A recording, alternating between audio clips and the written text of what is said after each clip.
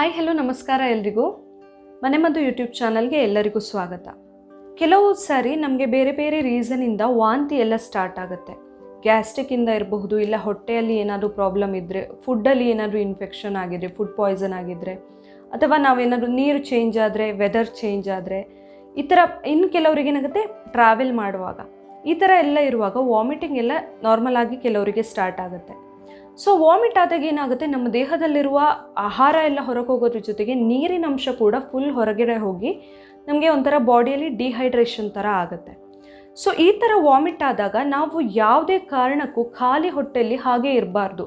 ನಮಗೆ ಸೇರ್ತಾ ಇಲ್ಲ ಅಥವಾ ವಾಕರ್ಗೆ ಬಂದಂಗೆ ಆಗ್ತಾ ಇದೆ, ಏನಾದರೂ ತಿಂದರೆ ನೋಡಿದರೆ ಅಂತ ಹೇಳಿ ಅಲ್ಲ, ಅಥವಾ ಸ್ಮೆಲ್ ಬಂದರೆ ಅಂತ. ಆ ಥರ ಇರುವಾಗ ನಾವು ಖಂಡಿತವಾಗ್ಲೂ ಖಾಲಿ ಹೊಟ್ಟೆಯಲ್ಲಿ ಹಾಗೆ ಇರಬಾರ್ದು, ಹಾಗೆ ಮಲ್ಕೊಳ್ಳೇಬಾರ್ದು.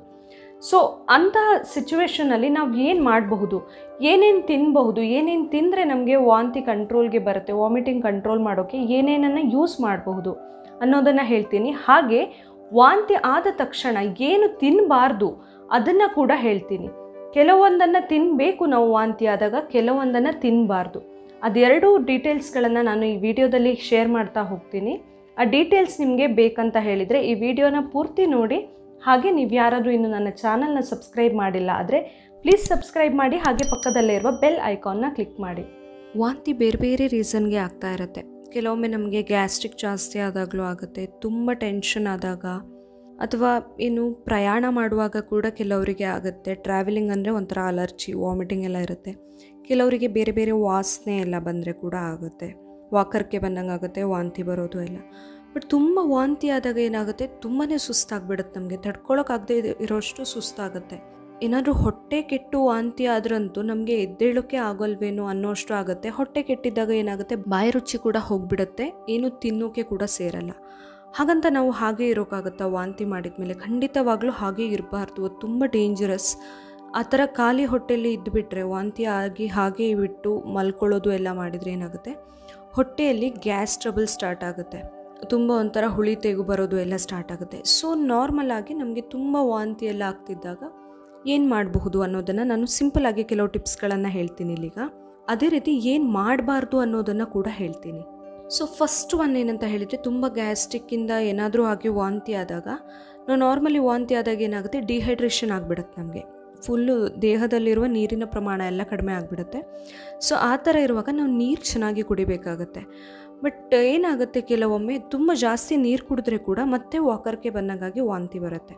ಸೊ ಆ ಥರ ಇರುವಾಗ ಏನು ಮಾಡ್ಬೋದು ಅಂತ ಹೇಳಿದರೆ, ಏನಾದರೂ ಒಂದು ಐಸ್ ಕ್ಯೂಬ್ ಅಂತೂ ಇದ್ದೇ ಇರುತ್ತಲ್ವ, ಒಂದು ಚಿಕ್ಕ ಐಸ್ ಕ್ಯೂಬ್ ತೆಗೆದು ಬಾಯಲ್ಲಿ ಇಟ್ಕೊಂಡ್ಬಿಡಬೇಕು. ಆವಾಗ ನಮಗೆ ವಾಕರ್ಗೆ ಬರೋ ಥರ ಇರೋದು ಕಂಟ್ರೋಲ್ ಆಗುತ್ತೆ, ಹಾಗೆ ದೇಹಕ್ಕೆ ನೀರಿನ ಅಂಶ ಕೂಡ ಹೋಗ್ತಾ ಇರುತ್ತೆ. ಇದು ಮೊದಲನೇ ಟಿಪ್ಸ್ ಆದರೆ, ಇನ್ನು ಎರಡನೇ ಟಿಪ್ಸ್ ಏನಂತ ಹೇಳಿದರೆ, ವಾಂತಿ ಎಲ್ಲ ಆದಾಗ ಏನಾದರೂ ನಿಮಗೆ, ಕೆಲವರಿಗೆ ಏನಾಗುತ್ತೆ, ಸ್ವಲ್ಪ ಸಾಲ್ಟಿ ಐಟಮ್ ಏನಾದರೂ ತಿಂದರೆ ಎಲ್ಲ ವಾಮಿಟ್ ಕಂಟ್ರೋಲ್ಗೆ ಬರುತ್ತೆ. ಆ ಥರ ಎಲ್ಲ ಇರೋರು ಕೆಲವು ಬಿಸ್ಕೆಟ್ಗಳನ್ನು, ಇಷ್ಟ ಆಗುವಂಥದ್ದು ಅಥವಾ ಸಾಲ್ಟಿ ಇರೋದು, ಆ ಥರ ಬಿಸ್ಕೆಟ್ಗಳನ್ನು ಸ್ವಲ್ಪ ತಿನ್ನಬಹುದು. ತುಂಬ ಜಾಸ್ತಿ ಕೂಡ ಅಲ್ಲ, ಸ್ವಲ್ಪ ತಿನ್ನಬಹುದು. ಇನ್ನು ಮೂರನೇದು, ತುಂಬ ವಾಂತಿ ಎಲ್ಲ ಆಗ್ತಿದ್ದಾಗ ನಾವು ಇನ್ನೊಂದು ಏನು ಯೂಸ್ ಮಾಡ್ಬೋದು ಅಂತ ಹೇಳಿದರೆ, ಆರೆಂಜ್ ಜ್ಯೂಸ್. ಸೊ ಕಿತ್ತಳೆ ಹಣ್ಣಲ್ಲಿ ನಮಗೆ ಗೊತ್ತಿರೋ ಹಾಗೆ ವಿಟಮಿನ್ ಸಿ ತುಂಬ ಜಾಸ್ತಿ ಇರುತ್ತೆ. ಇದು ನಮ್ಮ ದೇಹಕ್ಕೆ ಎನರ್ಜಿ ಕೊಡುತ್ತೆ, ಸ್ಟ್ರೆಂತ್ ಕೊಡುತ್ತೆ. ತುಂಬ ವಾಮಿಟ್ ಎಲ್ಲ ಆಗಿ ತುಂಬ ಸುಸ್ತಾಗಿ ಎಲ್ಲ ಇದ್ದಾಗ ಒಂದು ಚೂರು ಆರೆಂಜ್ ಜ್ಯೂಸ್, ಏನಾದರೂ ಫ್ರೆಶ್ ಆರೆಂಜ್ ಜ್ಯೂಸನ್ನು ಕುಡಿಬೇಕು. ಆಲ್ರೆಡಿ ಸ್ಟೋರ್ ಮಾಡಿಟ್ಟಿರೋದೆಲ್ಲ ಅಷ್ಟು ಒಳ್ಳೆಯದಲ್ಲ, ಅದಕ್ಕೆ ಏನೇನೋ ಪ್ರಿಸರ್ವೇಟಿವ್ಸ್ ಎಲ್ಲ ಹಾಕಿರ್ತಾರೆ. ಸೊ ಫ್ರೆಶ್ ಆರೆಂಜ್ ಜ್ಯೂಸ್ ಕುಡಿಯೋದ್ರಿಂದ, ಅಥವಾ ಒಂದೆರಡು ಕಿತ್ತಳೆ ಹಣ್ಣಿನ ತೊಳೆಗಳನ್ನು ಕೂಡ ತಿನ್ನಬಹುದು.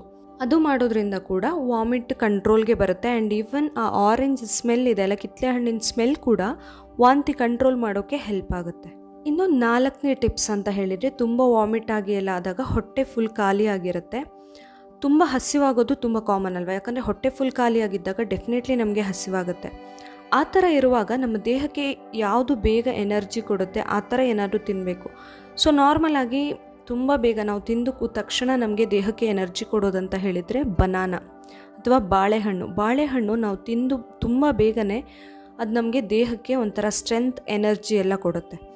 ಸೊ ತುಂಬ ವಾಂತಿ ಎಲ್ಲ ಆಗಿದ್ದಾಗ, ತುಂಬ ಸುಸ್ತಾಗಿದ್ದರೆ, ಹಸಿವಾಗ್ತಾ ಇದ್ದರೆ ಒಂದು ಬಾಳೆಹಣ್ಣನ್ನು ತಿನ್ನಬಹುದು.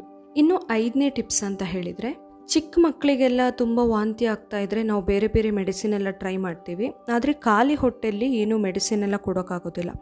ಸೊ ಆವಾಗ ಏನು ಮಾಡಬಹುದು, ತಣ್ಣಗಿರೋ ಹಾಲು ಕುಡಿಸ್ಬೇಕು. ಮಕ್ಕಳಿಗಿರ್ಬೋದು ದೊಡ್ಡವರಿಗಾದರೂ ಆಗಬಹುದು. ತಣ್ಣಗಿರೋ ಹಾಲು ಕುಡಿಬೇಕು. ತುಂಬ ಬಿಸಿ ಕೂಡ ಕುಡಿಬಾರ್ದು, ಯಾಕಂದರೆ ಹೊಟ್ಟೆ ಎಲ್ಲ ಖಾಲಿಯಾಗಿರುವಾಗ ತುಂಬ ಬಿಸಿ ಕೂಡ ಕುಡಿಯೋಕ್ಕಾಗಲ್ಲ. ತಣ್ಣಗಿರೋ ಹಾಲು ಕುಡಿದಾಗ ದೇಹದಲ್ಲಿ ಏನಾದರೂ ಹೊಟ್ಟೆಯಲ್ಲಿ ಗ್ಯಾಸ್ಟ್ರಿಕ್ ಥರ ಎಲ್ಲ ಆಗಿದ್ರೆ ಅದು ಕೂಡ ಕಡಿಮೆ ಆಗುತ್ತೆ. ಹಾಗೆ ಬರೀ ಹಾಲು ಅಷ್ಟೇ ಅಲ್ಲ, ಮೊಸರು ಕೂಡ ಸ್ವಲ್ಪ ಮಟ್ಟಿಗೆ ತಿನ್ನಬಹುದು.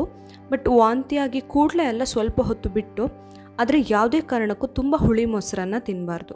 ಫ್ರೆಶ್ ಮೊಸರು, ತುಂಬ ಹುಳಿ ಇಲ್ಲದೆ ಇರೋ ಮೊಸರಾದರೆ ವಾಂತಿಯಾಗಿ ಒಂದು ಗಂಟೆ ಮೇಲೆ ಯೂಸ್ ಮಾಡಬಹುದು. ತುಂಬ ಹುಳಿ ಮೊಸರು ತಿನ್ಬಿಟ್ರೆ ಏನಾಗುತ್ತೆ, ಗ್ಯಾಸ್ಟ್ರಿಕ್ ಎಲ್ಲ ಇನ್ನೂ ಜಾಸ್ತಿ ಆಗಿ ವಾಂತಿ ಕೂಡ ಜಾಸ್ತಿ ಆಗಬಹುದು. ಸೊ ಇದಿಷ್ಟು ವಾಂತಿಯಾಗಿ ತಕ್ಷಣ ಏನು ಮಾಡಬೇಕು ಅನ್ನೋದಾದರೆ, ಇನ್ನು ಕೆಲವುದು ಏನು ಮಾಡಬಾರ್ದು ಅನ್ನೋ ಪಾಯಿಂಟ್ಸ್ ಕೂಡ ಹೇಳ್ತೀನಿ ನಾನು. ವಾಮಿಟ್ ಆಗಿ ತಕ್ಷಣ ನಾವು ಯಾವುದೇ ಕಾರಣಕ್ಕೂ ಮಸಾಲೆ ಭರಿತವಾದ ಪದಾರ್ಥಗಳನ್ನು ತಿನ್ನಬಾರ್ದು. ತುಂಬ ಸ್ಪೈಸಸ್ ಎಲ್ಲ ಹಾಕಿರೋದು, ತುಂಬ ಮಸಾಲೆ ಎಲ್ಲ ಹಾಕಿರುವಂಥ ಐಟಮ್ಸ್, ಇವಾಗ ಲೈಕ್ ಕರಿ ಏನಾದರೂ ಮಾಡಿರ್ತೀವಿ, ಸಾಂಬಾರ್, ಗ್ರೇವಿ ಎಲ್ಲ ಇರುತ್ತೆ, ಅಂಥದ್ದನ್ನೆಲ್ಲ ತಿನ್ನೋಕ್ಕೆ ಹೋಗಬಾರ್ದು. ಯಾಕಂದರೆ ಅದರಿಂದ ಮತ್ತೆ ಏನಾದರೂ ಹೊಟ್ಟೆಯಲ್ಲಿ ಪ್ರಾಬ್ಲಮ್ಸ್ ಜಾಸ್ತಿ ಆಗುತ್ತೆ. ಖಾಲಿ ಹೊಟ್ಟೆಯಲ್ಲಿ ಆ ಥರ ಮಸಾಲೆ ತಿಂದಾಗ ಹೊಟ್ಟೆಯಲ್ಲಿ ಗ್ಯಾಸ್ಟ್ರಿಕ್, ಎದೆ ಉರಿ, ಹುಳಿ ತೆಗು ಇದೆಲ್ಲ ಸ್ಟಾರ್ಟ್ ಆಗುತ್ತೆ.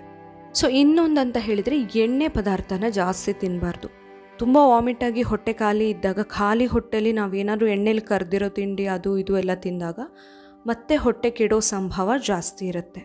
ಇನ್ನೊಂದು ಅಂತ ಹೇಳಿದರೆ, ತುಂಬ ಖಾರವಾಗಿರೋ ಐಟಮ್ಸ್ ಅಥವಾ ತುಂಬ ಮೆಣಸಿನಕಾಯಿ ಎಲ್ಲ ಯೂಸ್ ಮಾಡಿರೋ ಯಾವುದೇ ಪದಾರ್ಥನ ತಿನ್ನೋಕ್ಕೆ ಹೋಗಬಾರ್ದು. ಇದರಿಂದ ಎದೆ ಉರಿ, ಗ್ಯಾಸ್ಟ್ರಿಕ್ ಅಥವಾ ಏನು ಪ್ರಾಬ್ಲಮ್ಸ್ ಎಲ್ಲ ಇರುತ್ತೆ, ಈ ಥರ ಎಲ್ಲ ಇನ್ನೂ ಜಾಸ್ತಿ ಆಗುತ್ತೆ ಖಾಲಿ ಹೊಟ್ಟೆಯಲ್ಲಿ. ಹಾಗಾಗಿ ನಾವು ಬೇರೆ ಯಾವುದಾದ್ರೂ ಆಹಾರನ ತೊಗೊಂಡ್ಮೇಲೆ ಬೇಕಂದರೆ ಇದನ್ನ ತಿನ್ನಬಹುದು. ಬಿಟ್ಟರೆ ಡೈರೆಕ್ಟಾಗಿ ವಾಂತಿಯಾಗಿ ಸ್ವಲ್ಪ ಹೊತ್ತಿಗೆ ತುಂಬ ಖಾರ ಇರೋ ಪದಾರ್ಥಗಳನ್ನೆಲ್ಲ ತಿನ್ನಬಾರ್ದು. ನೋಡಿದ್ರಲ್ಲ, ತುಂಬ ವಾಮಿಟಿಂಗ್ ಎಲ್ಲ ಆದಾಗ ನಾವು ಏನು ಮಾಡಬೇಕು, ಏನು ತಿನ್ನಬೇಕು, ಹಾಗೆ ಏನು ತಿನ್ನಬಾರ್ದು ಇಮ್ಮಿಡಿಯೇಟ್ಲಿ, ಈ ವಿಷಯನೆಲ್ಲ ತಿಳ್ಕೊಂಡ್ರೆಲ್ಲ ತುಂಬ ಜನಕ್ಕೆ ಗೊತ್ತಿರುತ್ತೆ ಇದರಲ್ಲಿ ಕೆಲವೊಂದು ಪಾಯಿಂಟ್ಸ್, ಆದರೆ ಕೆಲವರು ಫಾಲೋ ಕೂಡ ಮಾಡಲ್ಲ. ನಾವು ಇದನ್ನು ಖಂಡಿತವಾಗ್ಲೂ ಕರೆಕ್ಟಾಗಿ ಫಾಲೋ ಮಾಡಿದರೆ ವಾಂತಿ ಎಲ್ಲ ಆದಷ್ಟು ಬೇಗ ಕಡಿಮೆ ಆಗುತ್ತೆ. ನಮಗೆ ಫುಡ್ ಪಾಯ್ಸನಿಂದ, ಗ್ಯಾಸ್ಟ್ರಿಕ್ಕಿಂದ ಎಲ್ಲ ಆಗಿದ್ರೆ ಬೇಗನೆ ಕಡಿಮೆ ಆಗುತ್ತೆ. ಇವತ್ತಿನ ಈ ವಿಡಿಯೋ ನಿಮಗೆ ಇಷ್ಟ ಆಗಿದ್ದರೆ ಪ್ಲೀಸ್ ನನ್ನ ಮನೆಮದ್ದು ಯೂಟ್ಯೂಬ್ ಚಾನಲ್ನ ಸಬ್ಸ್ಕ್ರೈಬ್ ಮಾಡಿ, ಹಾಗೆ ಈ ವಿಡಿಯೋನ ಲೈಕ್ ಮಾಡಿ, ಶೇರ್ ಮಾಡಿ, ಹಾಗೆ ಏನೇ ಸಜೆಷನ್ಗಳಿದ್ರು ಕಮೆಂಟ್ ಮಾಡಿ. ಇದೇ ತರಹ ನನ್ನ ಎಲ್ಲ ವಿಡಿಯೋಗಳನ್ನು ನೋಡ್ತಾ ಇರಿ. Thank you.